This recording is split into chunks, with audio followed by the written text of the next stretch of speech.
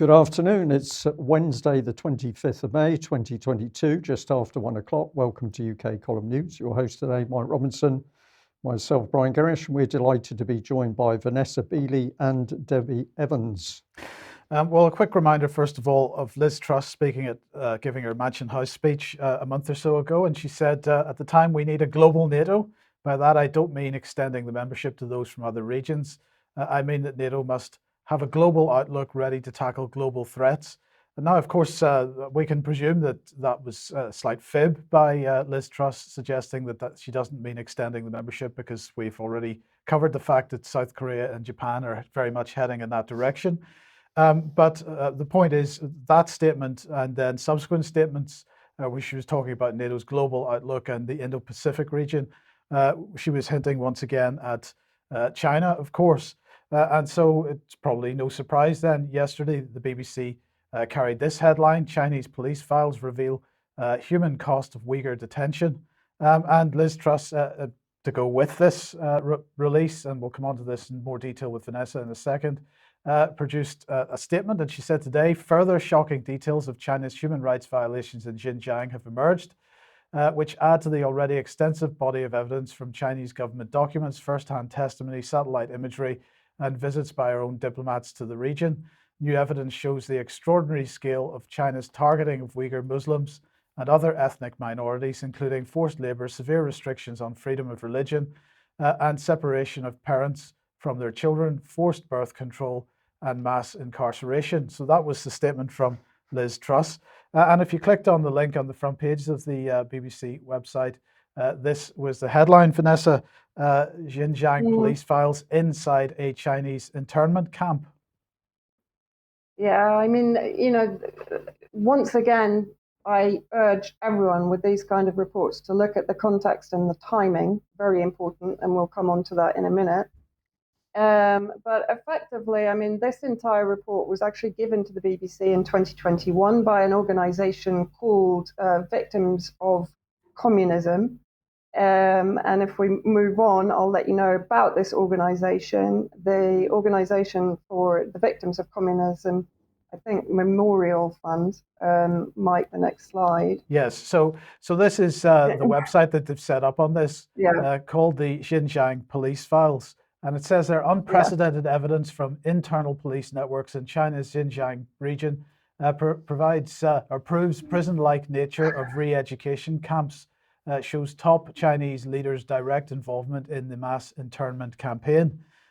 So that's, well, what are they talking about here? They're saying re-education camps, but prison-like nature. Yeah. I mean, this is very reminiscent to me of the reports that were used to criminalize the Syrian government, of course, including the Amnesty International Sadnaya prison report, which everyone hopefully can remember, which was extensively debunked, including by the former British ambassador to Syria, who had actually visited Sadnaya prison and totally tore into the Amnesty International report. Amnesty, of course, had to backpedal on that report later and admitted that the majority of the evidence had been produced by computer program in London. But let's have a look at this organization, Victims of Communism. This is taken from their webpage. I urge everyone to go and look at it and see what they think of this organization. But if we look at one of the primary pages, communism killed over 100 million. So we kind of know where this is going. I mean, this is the neo-McCarthyism, right, in full swing. This organization was established by, effectively, the U.S. State Department, Bill Clinton to be exact. It was then further honored, let's say, by President George W. Bush, who inaugurated the Victims of Communism Memorial statue in Washington, D.C. If we go to the next... so we've got their vision here, a world free from the false hope of communism. They have a whole section on this. I mean, we recommend that people go and have a look Yeah. at this. And their mission is to But educate future effectively, generations about the ideology, history, and legacy of communism. so as I said, this is latter day McCarthyism. I mean, when you go into the education section, they are educating people to distance themselves from communism, to put it politely, across a variety of platforms, including, of course, social media. They are 16 kilometers by car away from Langley, Central Intelligence Agency in Washington, D.C. Now, that should come as no surprise because actually a number of the members of this organization, members of the board, members of the committee, advisory committee, if we can move on, Mike, to the to the CEO and the president, the building itself, when I looked into it on Google Maps, in 2021, it's actually showing, it's difficult to see on there, Price Waterhouse. Of course, Price Waterhouse has been instrumental in covering up an awful lot of British government and US government crimes, particularly those of outreach agents such as Mayday Rescue, the Mayday Rescue fraud that was brought to investigation, prior to the death of James LeMessurier, was covered up by Price Waterhouse. So first of all, we have the chairman, Edwin J. Filner. Again, I urge people to go to the website because I know we're short on time today. But just from a look at his bio, he is extremely well connected to US State Department and various associated agencies. But then if we go to Ambassador Andrew Bremberg. Bremberg was the he's the president and CEO of the Victims of Communism Memorial Foundation, but previously served as the representative of the United States, the Office of the United Nations, and other international organizations in Geneva. Now, the video that I want to play now very quickly is 1 minute of demonstration of what this organization stands for and how they revise history to fit to their twisted version of historical events. Thank you very much for having me with you today, giving me the opportunity to speak to Vietnamese all around the world. We are facing a tragedy today with the invasion by Russia in Ukraine. But this is a tragedy that many of you should be familiar with.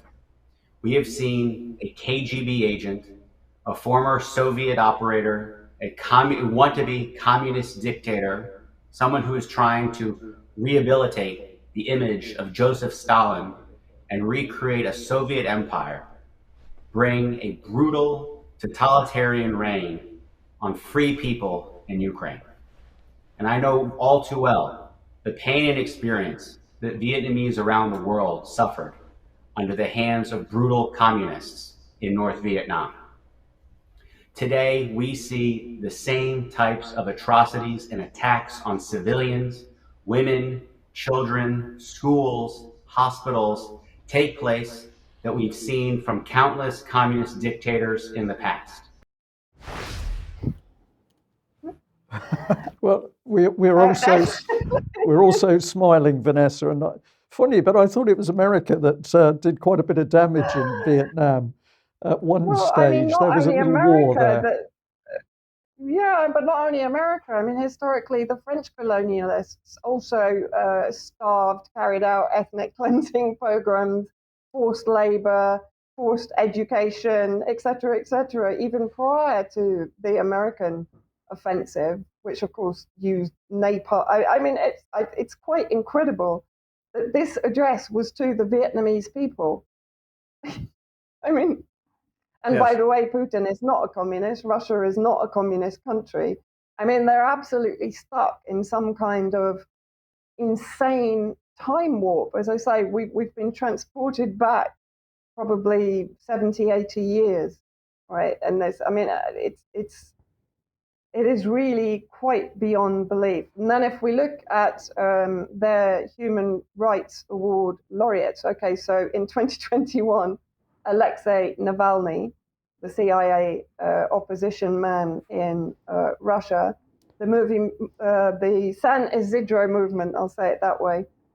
Grey Zone have done a very good article on that. Again, another US State Department, CIA engineered movement to disrupt and destabilize Cuba. Ilham Tohti, again, I've had a very quick look through these, but the Chinese government accuse him of violent separatism and inciting violence, so working with the Uyghur separatists. Chen Guishi was present during the Tiananmen Square incident, which again, of course, has been proven by many senior analysts to be another US engineered coup false flag. Mother Mushroom.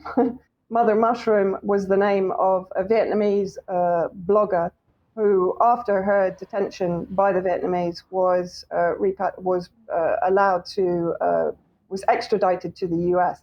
The US State Department were involved in her release. I haven't looked into the others, but just to give an indication of who this organization are honoring. And then if we look at the countries, you have obviously China. Can you read them, Mike? Cuba, North Korea. Yeah, Syria is on there as well, I think, but I don't Yeah. see. Yeah, so no, I can't quite read those. So But I know. Sorry, but yeah, I mean, basically, they're targeting what they consider to be communist countries, and of course, this is something. For example, Syria, the last 75 years of regime change projects by the CIA and the MI6 have been on the basis of Syria's ties to communism. Originally, of course, to the USSR and then to Russia, although we will keep pointing out that Russia is far from a communist country. Then, if we look at the people who are behind this actual report on the Uyghurs that has just been released. So, first of all, we have Ethan Gutmann, China Studies Research Fellow. I'll just read out the part that he has provided briefings for the United States Congress, the Central Intelligence Agency, the European Parliament, and the United Nations. A former foreign policy analyst at the Brookings Institution, Gutmann has appeared on PBS, CNN, BBC, and CNBC. In 2017, Gutmann was nominated for the Nobel Peace Prize, probably the same year as the White Helmets in Syria.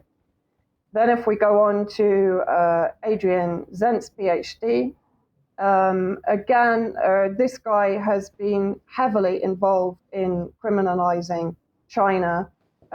Independent analyst Brian Berletic, who has his YouTube channel, The New Atlas. He was previously, of course, known as Tony Cartolucci. Mike, if you can just switch on.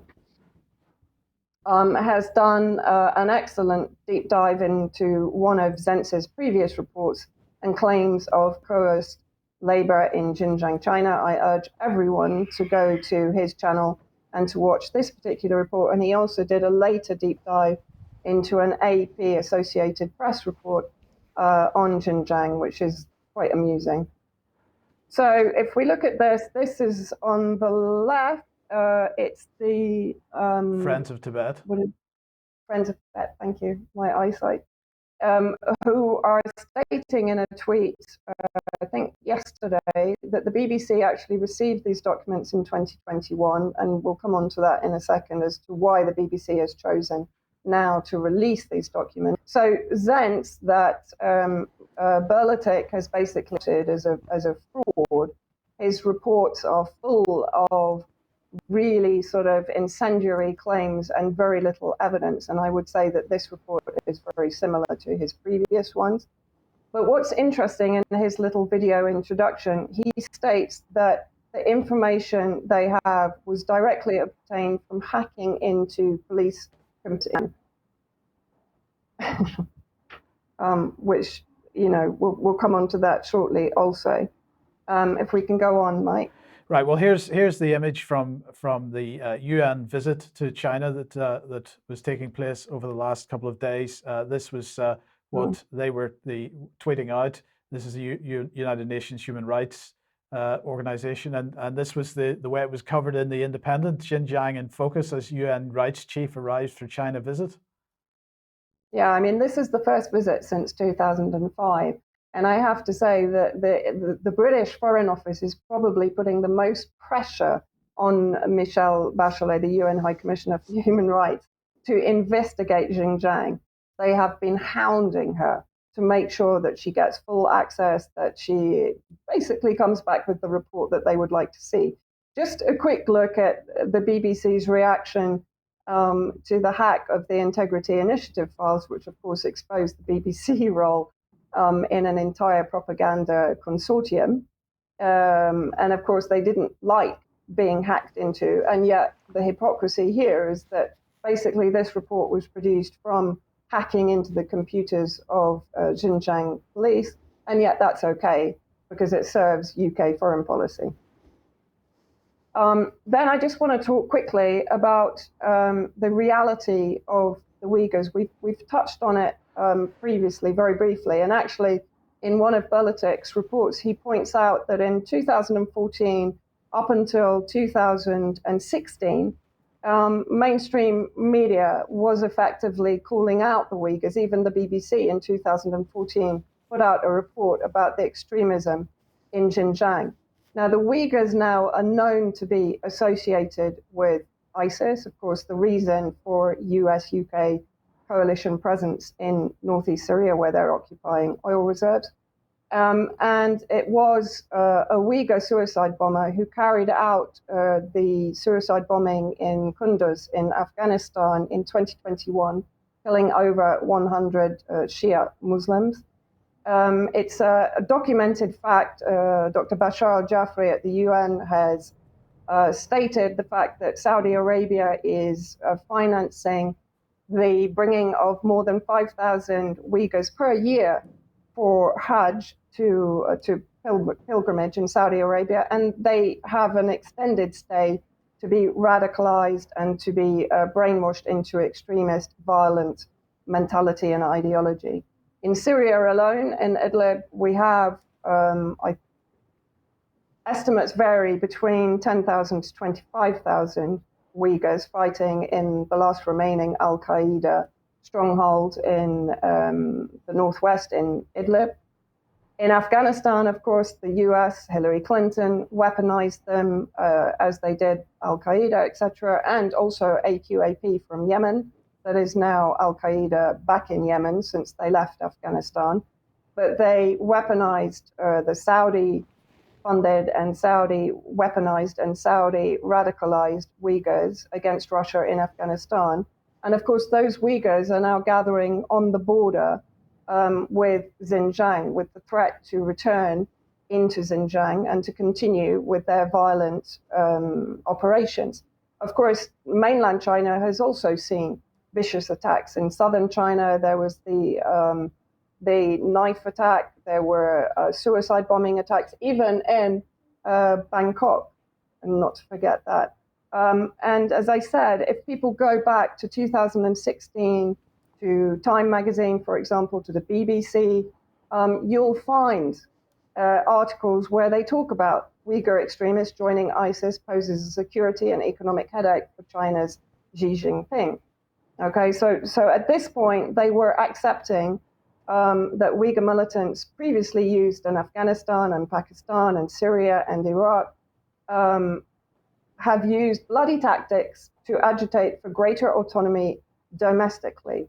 Following a spate of bus bombings and attempted plane hijackings in the 1990s and 2000s, in October 2013, a blazing car was driven into Beijing's iconic Tiananmen Square in an attack that killed 5 and injured dozens. On March the 1st, 2014, 8 knife-wielding assailants ran amok at Kunming's train station in Yunnan province in southern China, leaving 29 civilians and 4 perpetrators dead. So these radical elements are not the innocents in this. And what we have to remember is that China's programs to try and integrate Uyghurs into society is having a huge amount of success. And yes, they are offering jobs. As Berlitik points out, they are not coercing people into labor. They are offering them jobs. They are retraining them. They are reintegrating them into society. And actually, again, if people go to wherever they want to Brave, to Google, wherever, and put in Xinjiang tourism 2022, you will see a huge number of websites offering packages to go to Xinjiang and spend time there. Would China be opening its doors to foreign tourists to come into a genocide zone? I mean, I think we have to, on all these kind of reports, as they exist on Syria and have been debunked royally, I think whenever we see the BBC putting something out, we have to, first of all, assume it's not true. Secondly, we have to investigate it for ourselves, okay, and draw our own conclusions. But really, again, as I point out, look at the timing. Biden has also just made the announcement at the WEF that if China invades Taiwan, the US will go to their defense. Of course, the US has been pouring weapons and aid into Taiwan for some time in preparation. So what we're seeing is, they've kind of switched from Ukraine to China now, as we sort of knew they would. And the rhetoric, which is being led by the BBC, an extension of British Foreign Office and intelligence and security agencies, is now leading the way. And it's noticeable that not many other mainstream media picked up on this report. Not many. Yes, and we'll just end with this slide here, Vanessa, which is Victims of Communism Memorial Foundation, May the 5th, 2 p.m., Putin's war crimes in Ukraine, following the Soviet model of warfare, hosted by the Victims of Communism Memorial Foundation and the National Review Institute. So that's what that organization is. But look, what I just wanted to do here is, if we come back to this BBC headline, Xinjiang's police files inside a Chinese internment camp, because, as you said, those of us who were highlighting what was going on with Integrity Initiative were criticized by the BBC for using hacked documents. But then when hacked documents arise that fulfill a narrative that they want to pursue, that's okay. Well, the same goes for this internment business, because we have a little bit of video here from the BBC from the 1970s, from 1971, I believe. So let's just have a look at this. As terrorism by the IRA increased and the bombing of civilian premises was added to the attacks on the army, it was the need for a military, or at least a security solution, that seemed paramount. And the Prime Minister, Brian Faulkner, who was also Minister for Home Affairs, took action accordingly. I have had to conclude that the ordinary law cannot deal comprehensively or quickly enough with such ruthless viciousness. I have therefore decided, after weighing all the relevant considerations, including the views of the security authorities, and after consultation with Her Majesty's government in the United Kingdom last Thursday, to exercise, where necessary, the powers of detention and internment vested in me as Minister of Home Affairs. Nearly 300 were arrested and interned without trial.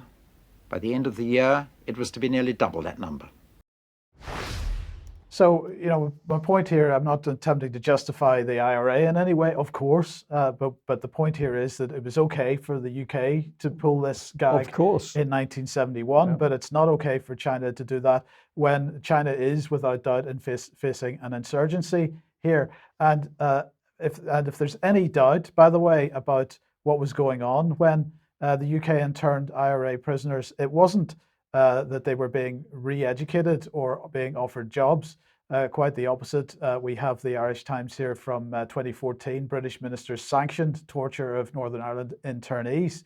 So it seems, once again, Vanessa, to be somewhat hypocritical of the British government to attempt to pull this gag, to demonize China in this way, when even if you believe what the headlines are saying, what the Chinese are doing is no worse than what Britain has itself done in the not so distant past. Well, yeah, I mean, in the Second World War, Britain and the intelligence agencies were summarily and privately prosecuting and executing what they believed to be Nazi spies. Of course, then the global war on terror, Britain was involved in Guantanamo and Abu Ghraib. It is involved in the torture and detention sites that were discussed by Laurent Créat in Ukraine. managed by the Nazi contingent there. And it's also had a hand in the UAE, to torture centres in southern Yemen, where the British are prevalent again. It was a former British colony, of course. Yes.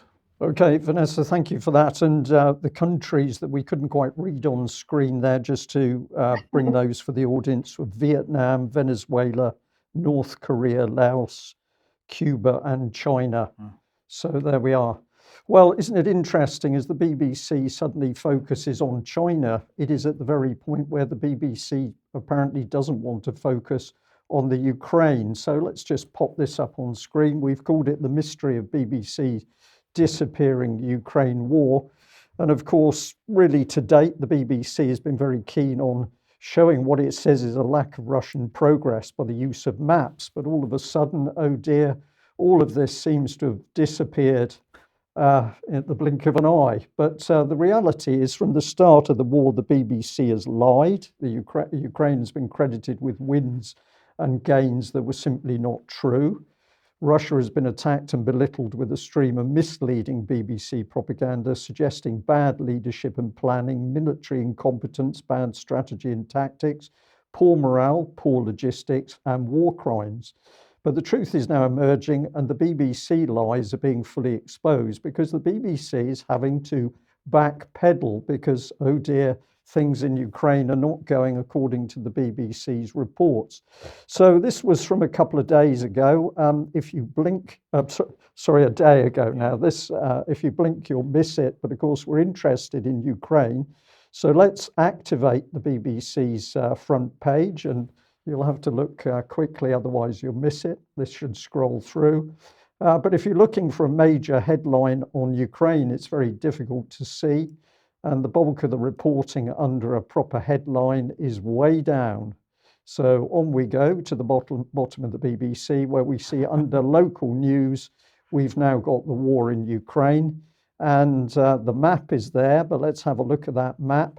Oh dear, it's talking about Russia making small gains in eastern Ukraine. Small gains. Remember that the territory controlled now by Russia is roughly, I understand, equivalent to England in a mere 80-something days, but that's apparently small gains.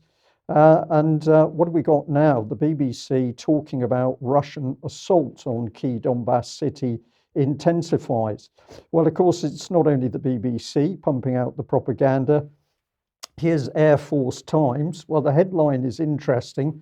Russian troops plunge through Ukraine lines. Does that sound like it's nothing? Small gains, just. Small gains. Yeah.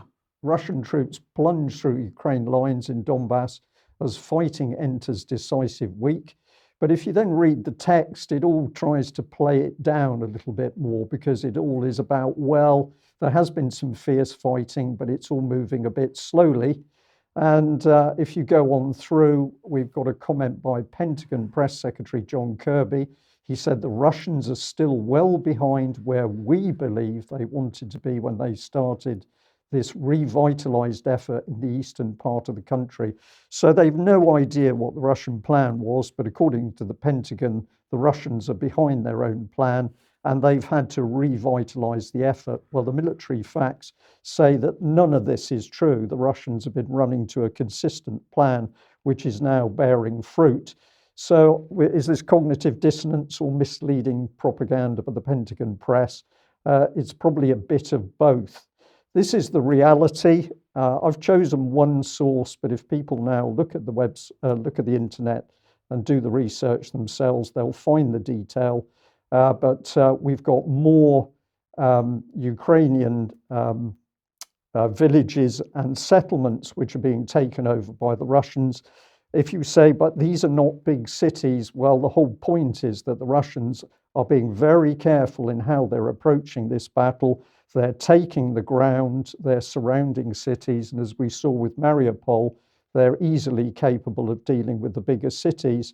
But what we're seeing is report after report of Russian advances.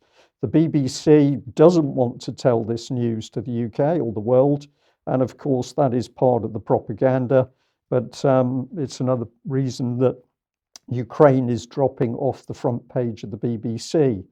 Here's some more information which explains what's going on. So this is one of a number of clips where Ukrainian forces are now walking away from the battle. Доброго дня, Україно!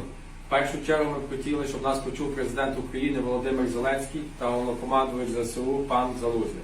Раніше подібне відео записали також перший батальйон 115-ї бригади. Ми взвод 115-ї бригади 3-го батальйону, який зараз базується у Сєвєродонецьку. Звертаємося до вас, пане президенте та пане Залужний, та всього українського народу. Ми відмовляємось виконувати бойове завдання у зв'язку з тим, що у нас немає належного захисту позаді, а саме важкої техніки, яка прикривала би нас, та належного керівництва. Ми чекаємо на підсилення уже другий тиждень. Нас відправляють просто на вірну смерть. Немає ніякого бойового керівництва, жодного бойового командира, немає техніки, немає поваги до людей, абсолютно нічого. Ми не відмовляємось від захисту своєї держави, але ми хочемо мати належний тип та належне бойове командування. Ми не одні такі, нас багато. Ми відмовляємось нести службу в 115-й бригаді. Слава Україні! So that is pretty clear, the message there. And of course, it's not only that particular unit which is spreading this message. The narrative by these men is always the same. They now know that they face certain death if they continue fighting at the front. They say that most of their trained military leaders have now been killed. Most of the troops now fighting are reservists who are very poorly trained. There's no technology, and what they mean by that is that the heavy weapons they need are not getting to the front, and if they are getting to the front, it's not in sufficient quantities. And there's no military structure working anymore. So basically, these men have been isolated and abandoned at the front, and they know that if they continue to fight, they are going to die, and they're coming to the realization that will be needlessly. Let's reinforce this situation by looking at this young Ukrainian officer who has also surrendered. Проводили рекогносцировку местности, и при рекогносцировке местности попали на позиции русских солдат. Вы как, сами сдались? Да, потому что мне как офицеру первее всего это жизнь личного состава. И я не стал ставить жизнь ихнюю на какие-то амбиции или какие-то героические поступки, потому что положить людей это не героический поступок.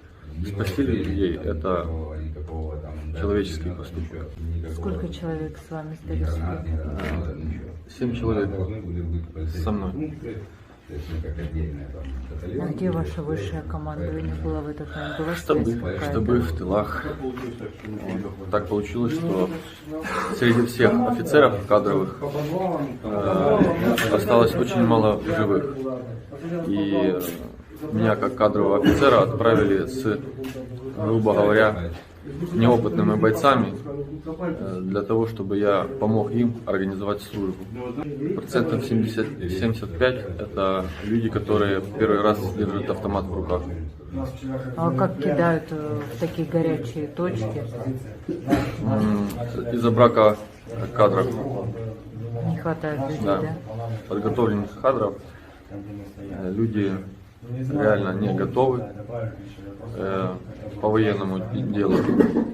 Может, по моральному какие-то поначалу была готовность, но когда приехали сюда и увидели реальную картину, не то, что показывают там по телевизору, да, мнение кардинально меняется, и уже начинаются задаваться какие-то вопросы. Но когда задаются какие-то вопросы,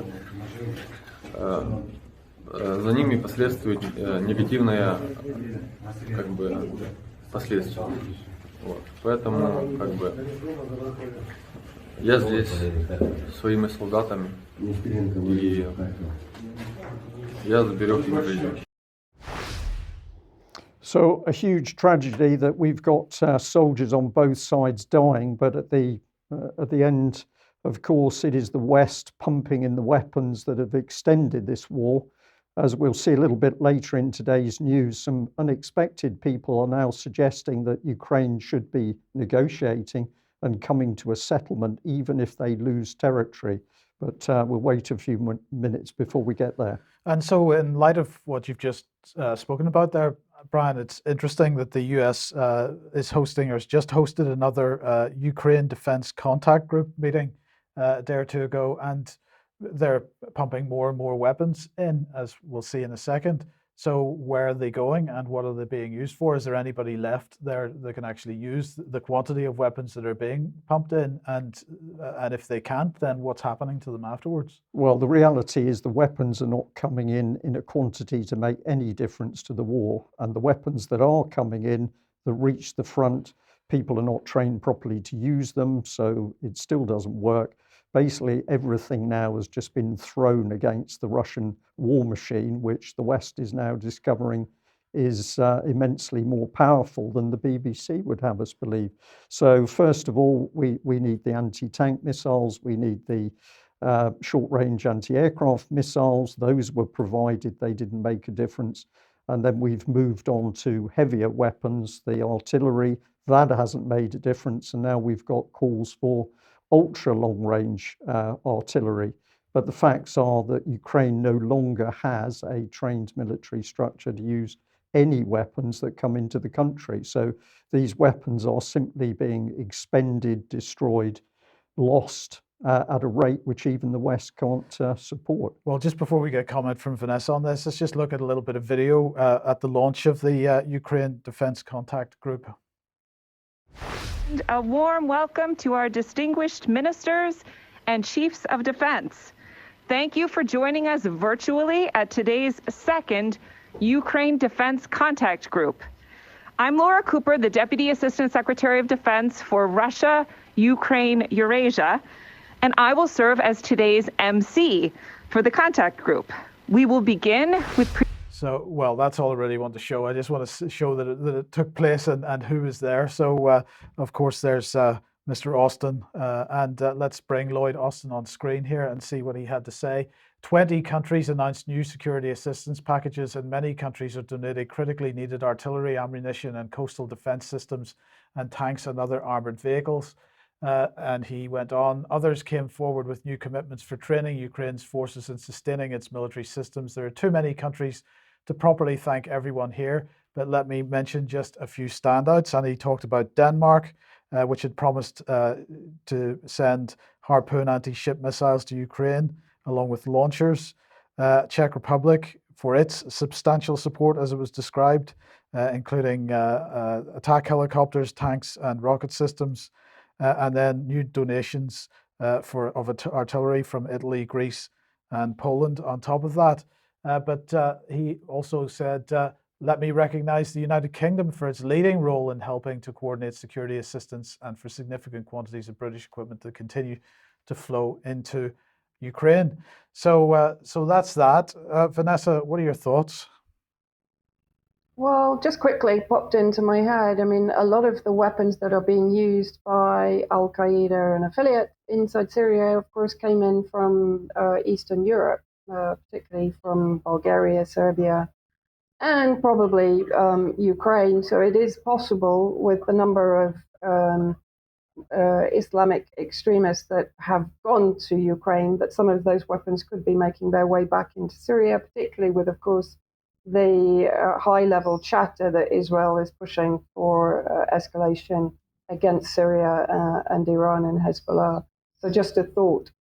Yes, okay, thank you for that. And just to bring the Deputy Defense Minister from South Korea on screen, because of course South Korea are very interested in NATO membership. They also have been helping, so they're exploring ways to make additional contributions in light of our responsibility and role in the international community as a global pivotal country. So there you go, Brian. That's great.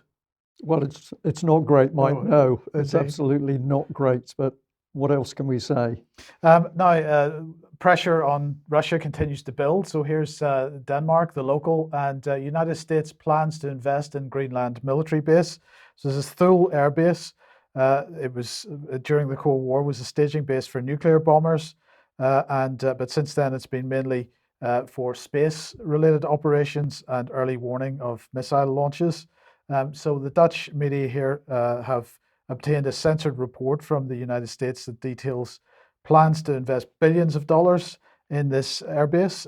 This is what they had to say about it. The plans came as a surprise to both the Danish Parliament and the Greenlandic Parliament.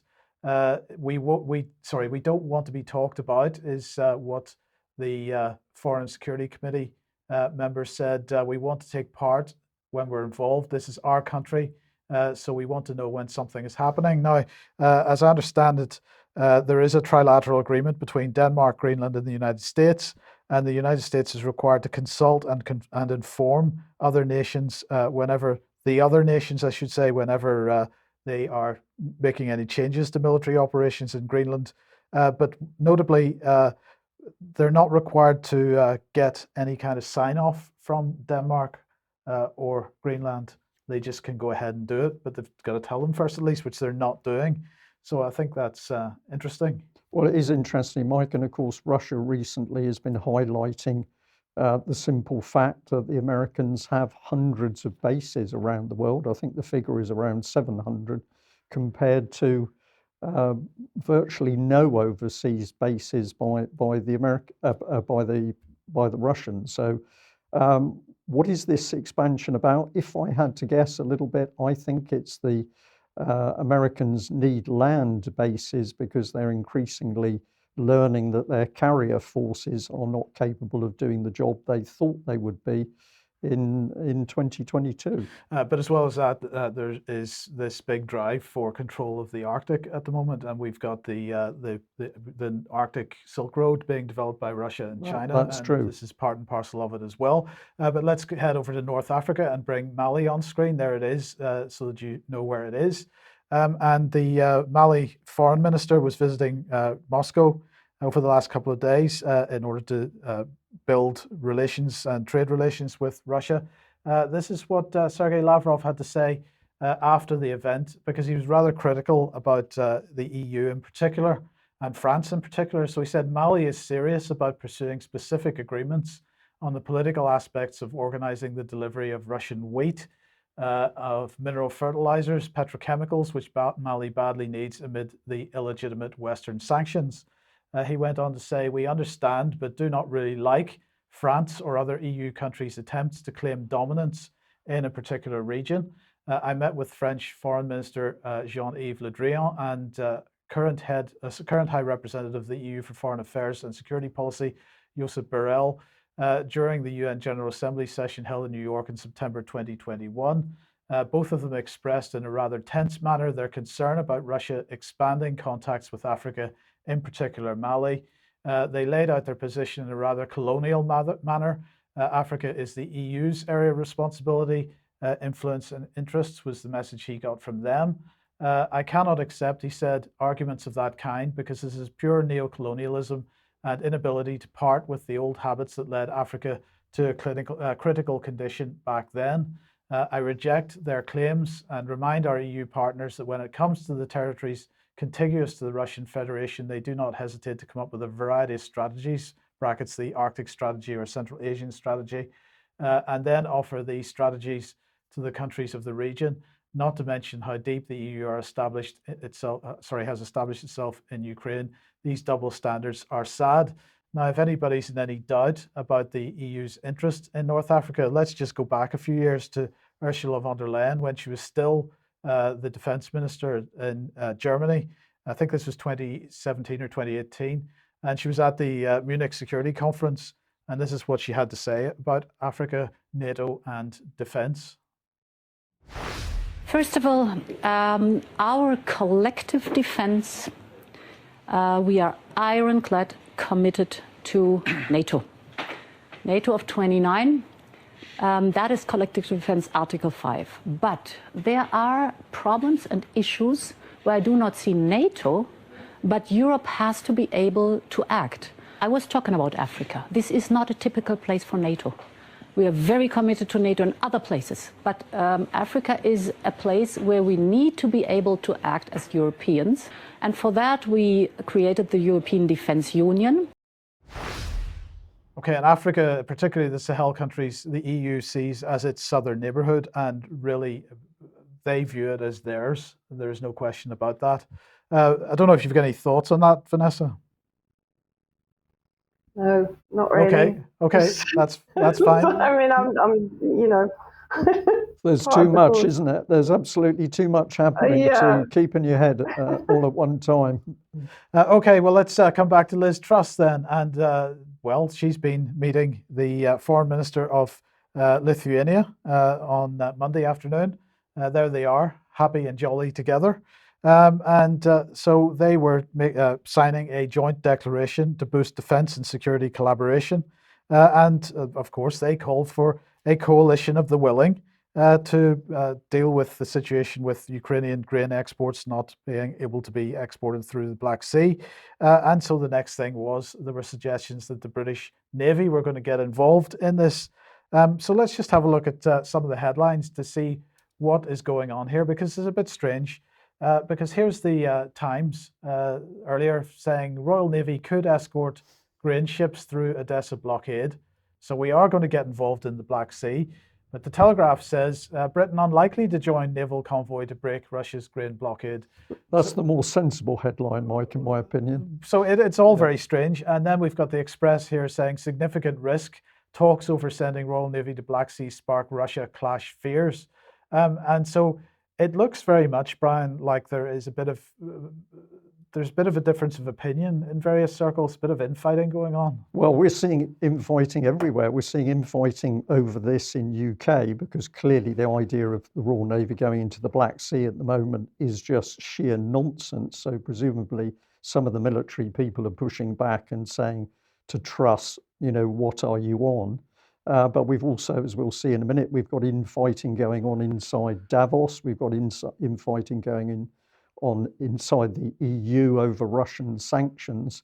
So the Russians' actions in Ukraine have been so strong and so forthright that now the sheer madness in the West is coming to the fore. They've been believing their own lies for a very long time.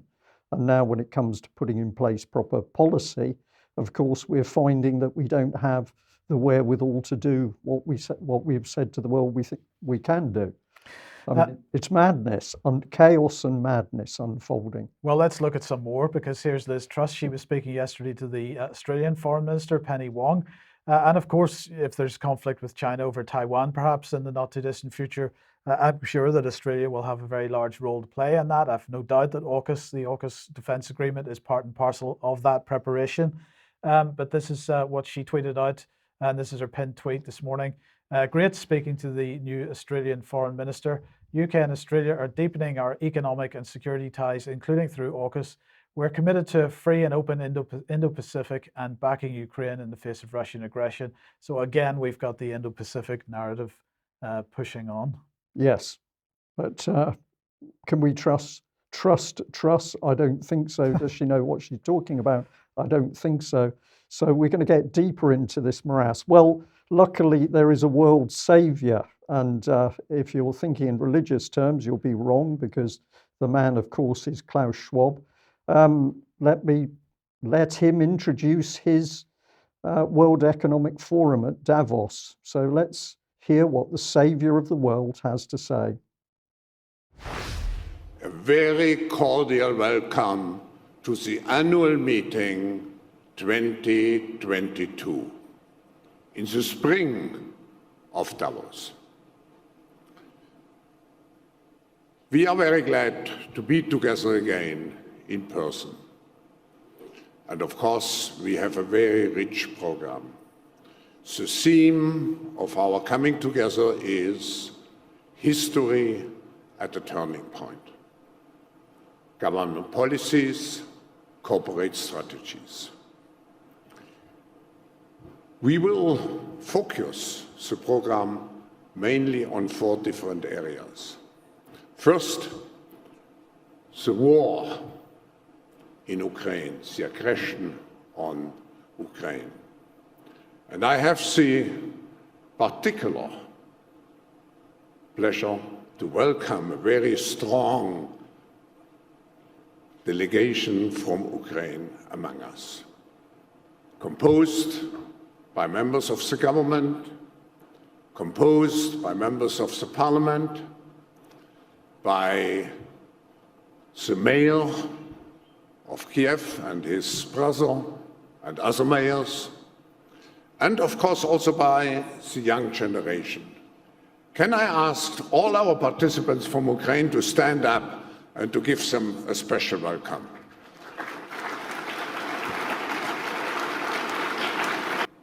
This war is really a turning point of history, and it will reshape our political and our economic landscape in the coming years. But we also are at the tail end of the most serious health catastrophe of the last 100 years, COVID-19, and we have to reinforce our resilience against a new virus possibly, or other risks which we have on the global agenda. We also have to address urgently the issue of climate change and all the other issues related to the preservation of nature. And finally, we look at the future of the global economy with great concerns. Too high inflation, too low growth, too many deaths. But what is particularly worrisome are the consequences, such as falling back of hundreds of millions of people again into poverty and possibly tens of millions of people dying of hunger. Well, I'm going to apologise to the audience because, of course, that was truly appalling to watch and to listen to. Do we seriously believe that Klaus Schwab is concerned about millions and millions of starving people in the world? I find that very difficult to believe. Let's have a look at what he actually had to say in addition to the extract in that clip. The future is not just happening, the future is built by us, by a powerful community as you here in this room. We have the means to improve the state of the world, but two conditions are necessary. The first one is that we act all as stakeholders of larger communities, that we serve not only self-interest, but we serve the community. That's what we call stakeholder responsibility. And second, that we collaborate. So self-interest comes first. He's very happy with that. Get going with your self-interest, all you global companies. And if you can manage a little bit of help to the community and the millions of starving people, well, we'll probably be okay with that. So that's setting the scene for this despicable Davos meeting. The question is, who is Klaus Schwab and who elected him to stand on a world stage pretending to be saviour? But of course, his rhetoric has swept up many people. So let's bring your friend back on screen, Mike. Ursula. Yes, the lovely Ursula. So what did she have to say? Well, this is the main part. Apparently, according to her, Russia's sanctions are draining Kremlin's war machine. And yet the reality is that the West has now been shown unable to produce the weapons systems needed to sustain Ukraine. There's infighting as to who wants to supply weapons and not. But the big lie coming out of her mouth is that they are draining the Kremlin's war machine. Well, compare that with this. We will hand in hand help Ukraine rise from the ashes. Well, why would Ukraine be in the ashes if the Russian war machine is being drained? There's something not working quite right here. We will support Ukraine in pursuing its economic path to becoming European path to becoming an EU member state. Ukraine belongs in the European family. We stand with them, and I think this is a defining moment for all the democracies of the whole globe. Was all this discussed with the German voter? I'm not so sure.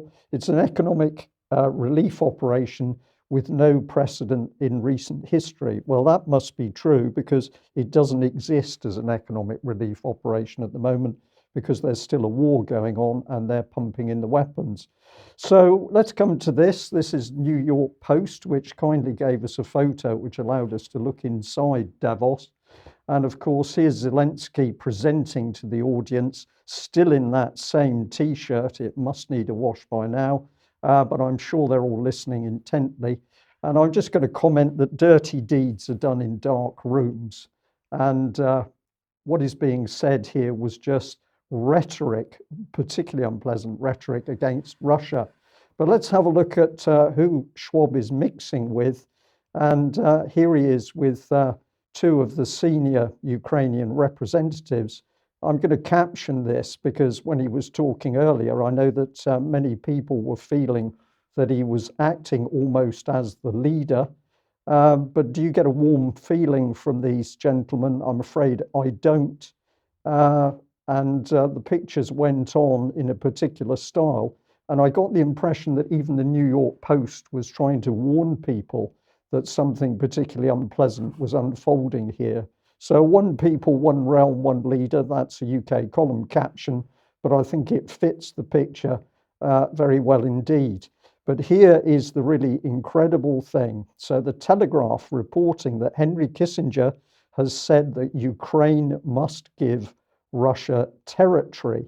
And there was a little sub-headline here, as Western unity on Russia sanctions phrase badly. So this is quite amazing that Kissinger, very elderly but very influential, is clearly recognizing it's all over in Ukraine, and he recognizes the only way Ukraine is going to survive is by giving up the lost territory in the Donbass. But it's Kissinger here that's making the headline. But of course, the real headline is Western unity on Russia's sanctions has just degenerated into vicious bickering and chaos. That's the reality of it. So what a scene, and quite remarkable that Henry Kissinger is the man who actually recognizes that this war is over. The BBC, of course, still trying to deceive people in UK and make them believe that the Ukrainians are going to fight on to victory. While recognizing themselves that it's over by pushing the stories down to the bottom of the page. Absolutely, Mike. Yeah. Yeah, okay. If you like what the UK column does and you would like to support us, then please head over to community.ukcolumn.org and you would be very welcome as a member and subscriber there if you could possibly help us out, or via the shop, which is at shop.ukcolumn.org.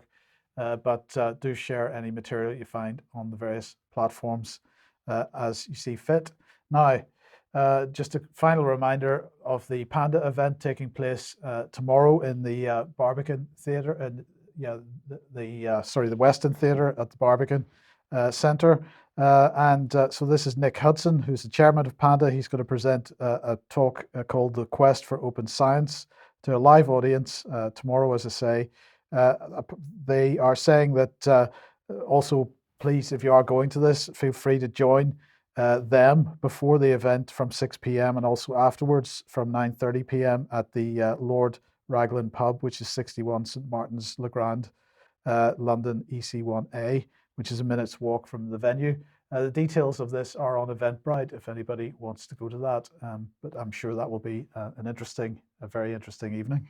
Yes. Okay. Well, thank you for that.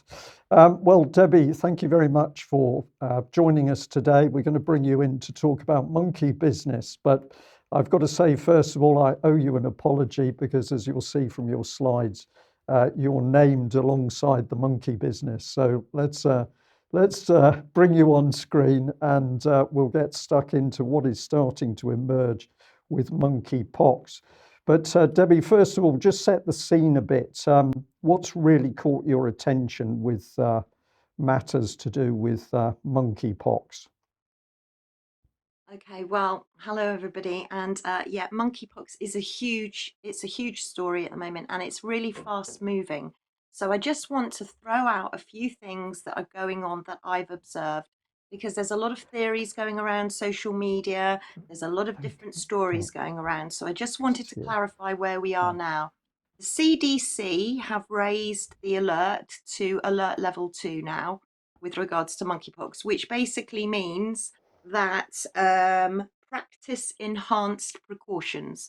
The alert above that, alert 3, is to ban non-essential travel. So we're only one alert down from that. What's interesting about monkeypox is that it would appear that the genomic sequence for monkeypox was held by Russia and the USA. And it would appear that the USA are now saying to Russia, have you released a monkeypox?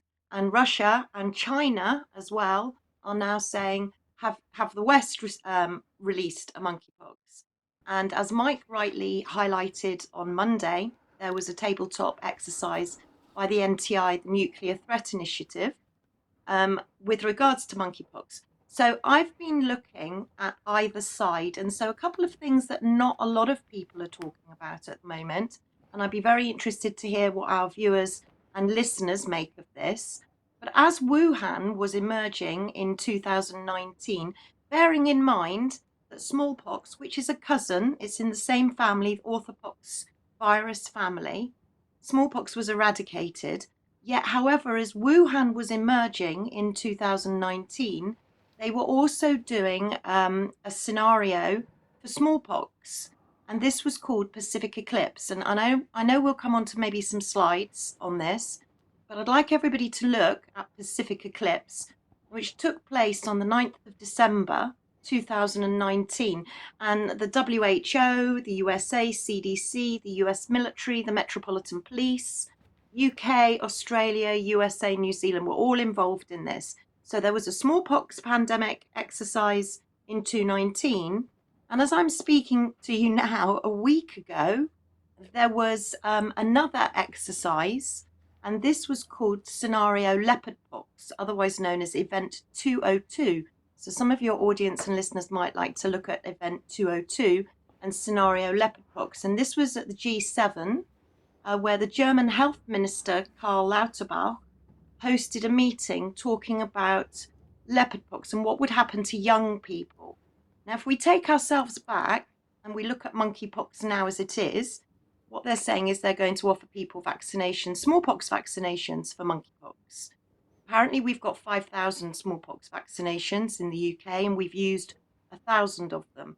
They seem to be targeting the LBGT community. I have no idea why, but they seem to be saying that it could be sexually transmitted. All investigations are done at Porton Down. So I just wanted to throw a few things in there very quickly, because I know that we're short on time, and I know that we'll talk about it probably more in extra and more in future news.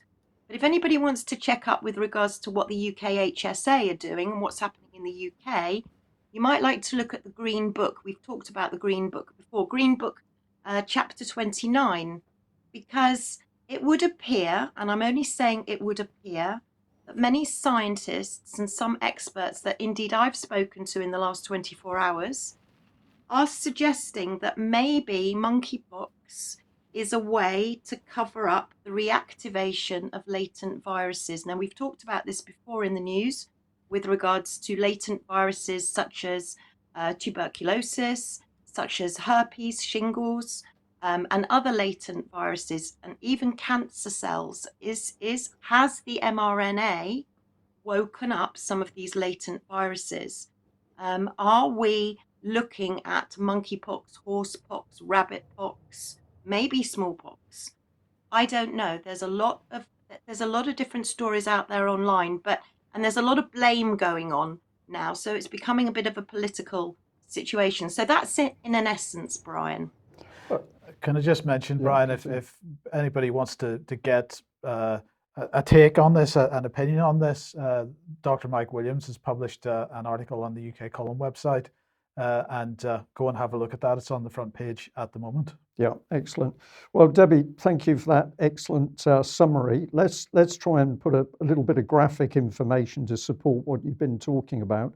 And first of all, we've got a number of articles that you've picked from papers and other places. All of them now suddenly out of nowhere talking about monkey business. So these are your slides. So we've got a Debbie on top. That's fine.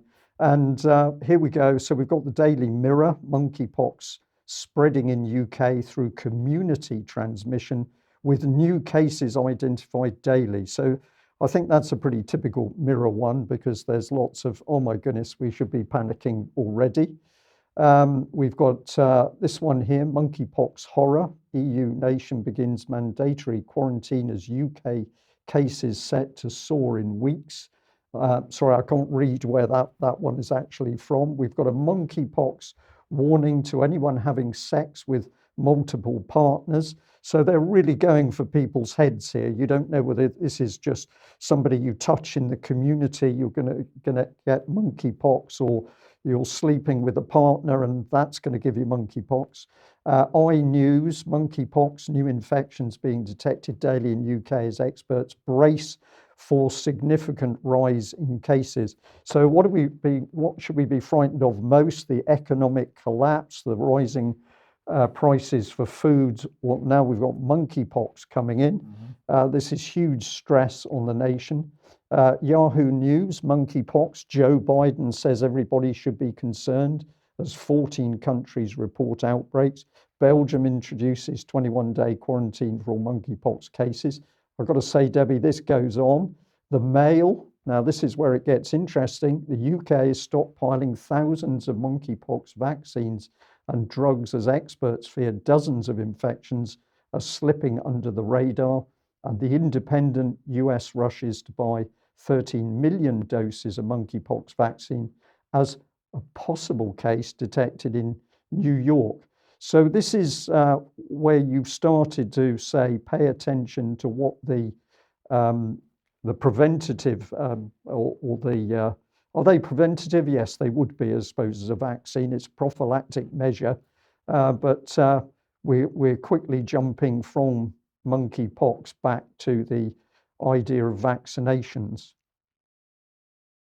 Yeah, absolutely. And you know, this is an excuse to throw more vaccinations at the public, antivirals. Already companies, some companies, there's one called, I've forgotten the name of it now, Bavarian Arctic. They are manufacturing so many antivirals and vaccines now. This is all a money-making exercise and another excuse to get as much medication into us as possible. One Right. of the medications has not been passed yet by the MHRA, but has been passed by the FDA. It's called tecovirimat, and it's an antiviral. It's yet to be licensed, like I say, by the MHRA, but apparently it protects animals against monkeypox. They've stockpiled 2 million doses in the US. So this is just another excuse to experiment, use medications on an emergency use authorization, again, on everyone and anyone. And it will instill a lot of fear, a lot of fear. Okay, Debbie, and if we bring this slide on, of course, we're back to the World Health Organization now. Remember, this is the same World Health Organization that, as we speak, is trying this massive power grab to be the sole authority for controlling pandemics in the world. No more nation state, you will do as the World Health Organization says. Here they've got some key facts on monkeypox. They are saying it's a viral zoonotic disease. And they're saying that it typically presents with fever, rash, and swollen lymph nodes and may lead to a range of medical complications. And you mentioned this in your summary. We've got Porton Down here in the mix. This is the headline here. Now we have to deal with it, what's going on in the UK with monkeypox. And what has Porton Down been doing? Why are they involved in this, do you think? Well, this is a notifiable disease, and they're doing swabs and keeping tracking and tracing at Porton Down, obviously, because, you know, are we talking bioweapons? You know, this is where we're looking at what grade are we looking at? What kind of damage can this do? And it's interesting, you know, because monkeypox is different from chickenpox and smallpox in that it has enlarged lymph nodes. So monkeypox is the only pox that's got enlarged lymph nodes per se. Okay, and then we've got other reports here where it's getting interesting because now we're starting to hear the term bioweapon being used. So WION reporting here, Russia was planning to use monkeypox as a bioweapon, claims ex-Soviet scientist. We've got Gates here, rare monkeypox virus arrives. and who predicted. Well, seems to predict a lot of things. We've got another mirror report on the right-hand side. Russia looked into using monkeypox as a biological weapon, claims ex-Soviet scientists. So we've definitely got this flavor of accusations against Russia, which I find interesting. And this particular graphic is attempting to show the cases springing up over the world. I don't know whether you can comment on this one a bit more. Yeah, that was actually a few days ago. The cases are obviously gone up since then. But it's interesting to note that today, I believe, I saw a report that says that China are now blaming the West for a release of monkeypox. And China and Russia, as yet, don't have any cases, but the cases are being exponentially rising in the United Kingdom. Okay, and then this Telegraph article I found particularly interesting because what we've got here, British child in intensive care with monkeypox, shock news emerges as scientists say they were warned 3 years ago the disease risks filling the void left by smallpox if action wasn't taken. Tell us about this. How do we end up with the fact that we've got a void left? What's the connection? It's very interesting you say that.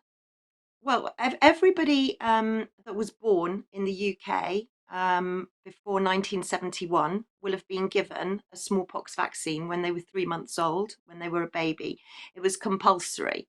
And since then, smallpox has been eradicated. So no one's really paid much attention to it, or have they? And so now we see the re-emergence of monkeypox. And I find what's interesting is everyone talks about zoonotic disease, which is disease that jumps from animals to humans.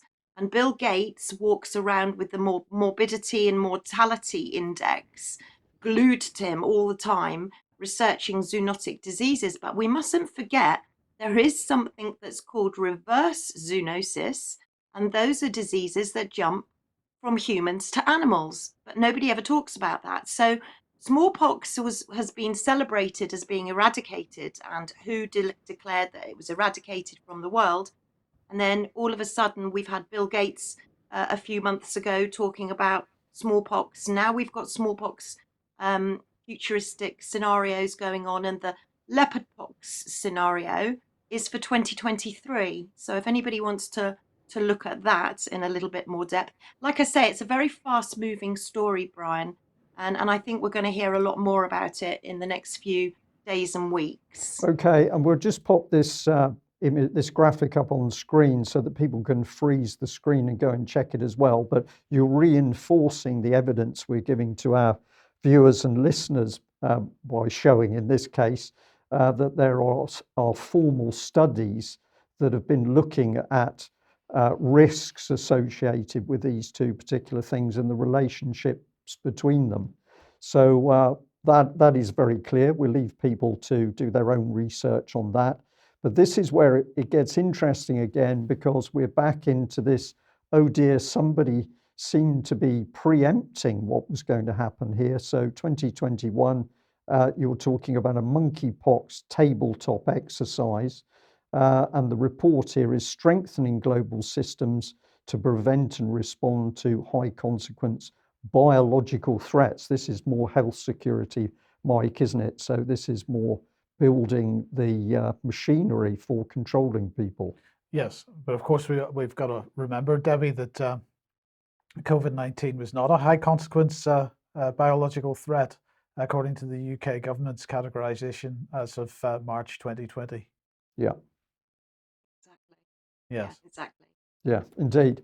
And this one is, I think this is the one talking about the nuclear threat initiative, where you're detailing the people involved.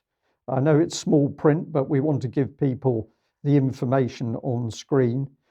So we've got a Dr. Ernest J. Monitz, co-chair and CEO of the Nuclear Threat Initiative, former US Secretary of Energy, Mr. Arnold Bernhardt, Head Health and Security Solutions, Dr. Beth Cameron, Senior Director, Office of Global Health Security and Biodefense, and she's part of the US National Security Council. So what we're pointing out here is that as this is being unleashed, or the information about monkeypox is being unleashed on the world population, the people associated with it, the planning, the tabletop exercises, quickly come back into the level of US national security. So what is going on here? Is this a natural outbreak, or is there something a bit more sinister going on? And this is part of the modeling that you were talking about.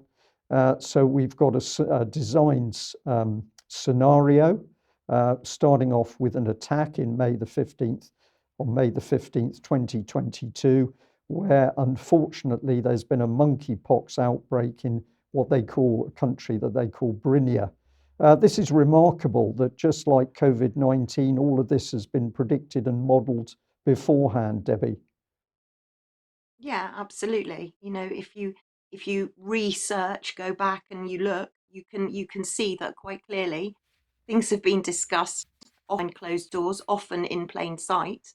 And it would seem that this has been on the agenda for quite a long time.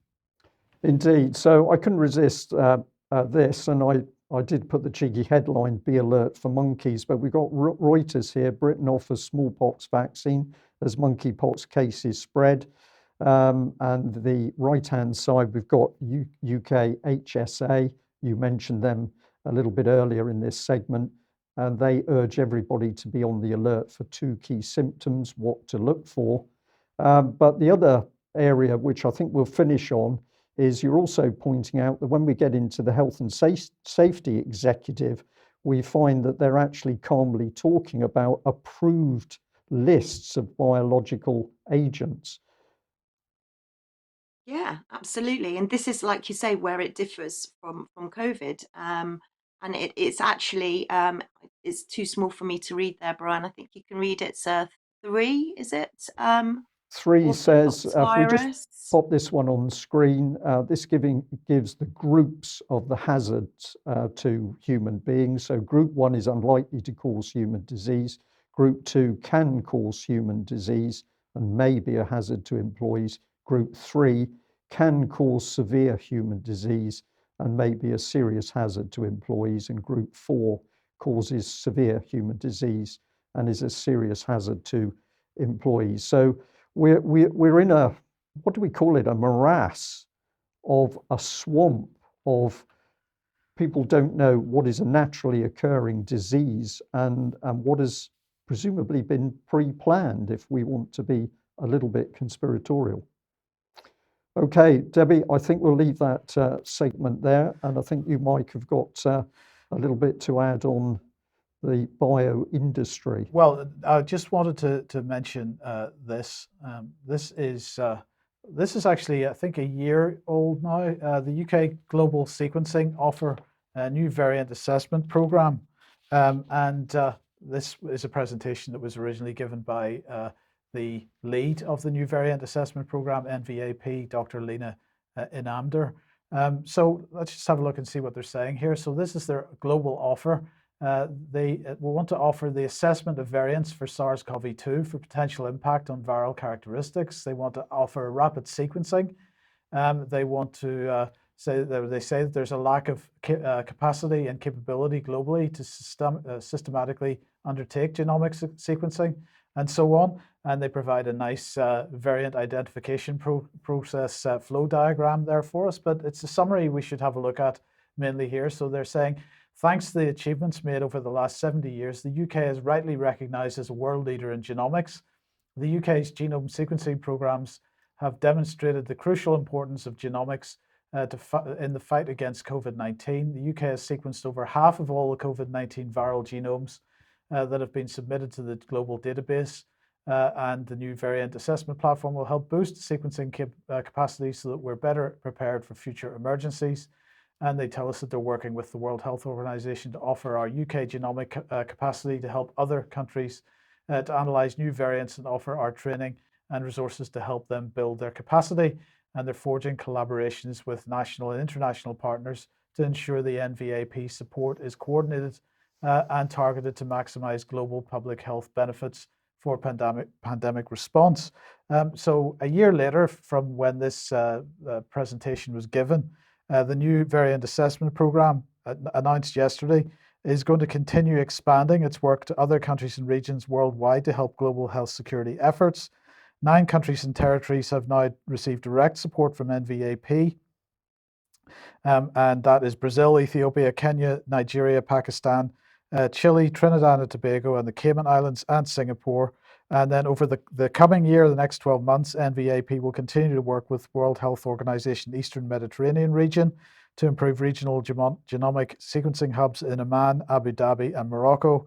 And it will also continue to work with the World Health Organization Southeast Asia, WHO Europe, Africa Centers for Disease Control, and the Caribbean Public Health Agency to provide technical assistance, training, and procurements of reagents, and so on. So this is an ongoing thing. They don't want to let the dead horse actually die. They're going to keep flogging it, and as much as they possibly can. And Debbie, because this is, as you've said many times, the next area of major growth financially, and the UK wants to be up front. Now, they said in that, just before you comment, Debbie, they said on that what did they say? That the UK had provided 50% of the viral genomes that have been submitted to the global database. Well, a year later, that's down to 25% because the US are catching up. But nonetheless, the UK wanting to set itself as at the forefront of this. Yeah, completely. Genomics, the genomic business, the genomic industry, the COVID industry has started the whole biotech and genomic sequencing, and we're right in the middle of it with our life sciences program. So yes, UK laboratory, global laboratory central, I would say, global genomic sequencing central too. Yes. Okay, well, we've put out the sources for all the information that we've just given on highly interesting subject of monkeypox. So I wonder what the BBC would have to say. No doubt they would attempt to say that we're pushing out misinformation. Debbie, you've been focusing a little bit on Mariana Spring, and you've suggested to me that there's more to this young lady than meets the eye. Let's just bring part of her LinkedIn on screen here. So a specialist disinformation and social media reporter at BBC. Somebody's come back and said nobody does disinformation better than the BBC's anti-disinformation unit, which is probably true. But when you've had a little look into her, she isn't quite the innocent, bright-eyed young girl that we might think. What have you actually discovered about her?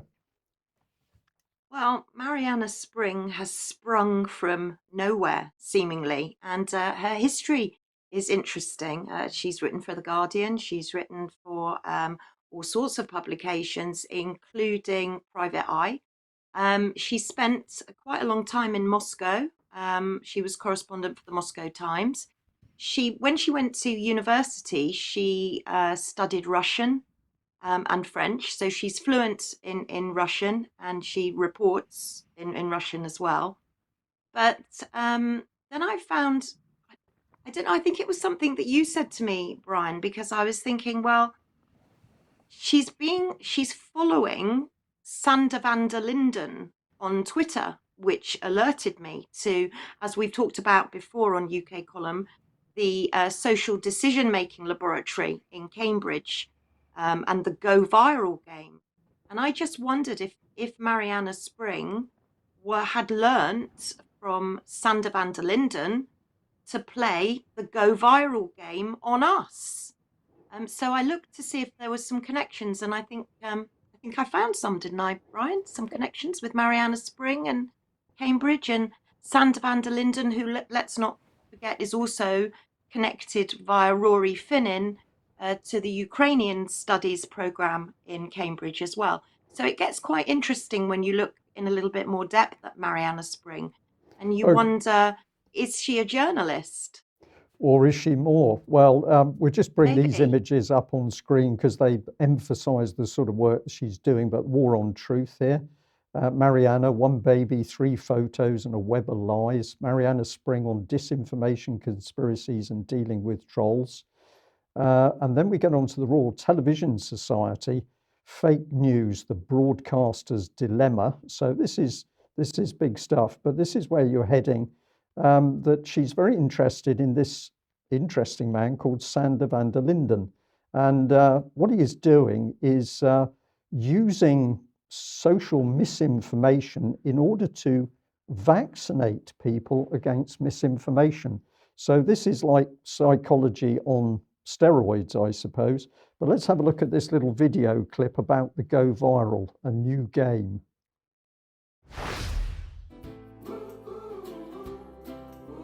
Go Viral is a 5-minute choice-based game that invites you to play through 3 different levels that are based on some of the most commonly used strategies of deception. Misinformation is a threat to everyone in every country worldwide. And so the game is meant to be a fun and engaging experience to learn and resist fake news. So in the game, you're dropped into the world of misinformation, and your objective is simple. You are to expose the tactics that are used in misinformation in an attempt to gain psychological resistance against them. Go Viral introduces these theoretical elements of threat and counter-arguing. You learn the strategies that make such misinformation go viral in the first place. Turning that into a game is merely an attempt to make it more scalable. In order to learn how to spot and resist misinformation around the coronavirus in the future, And go play the game at www.goviralgame.com. So there we are. But Debbie, we got the game, but of course what the specialists are doing are using the techniques in the game on the public at large in order to change their perception of news and information they hear. So this is very high level applied psychology for, we might say journalistic, but I'm going to say for political purposes. I'll just let you respond to that, but we will do more on this.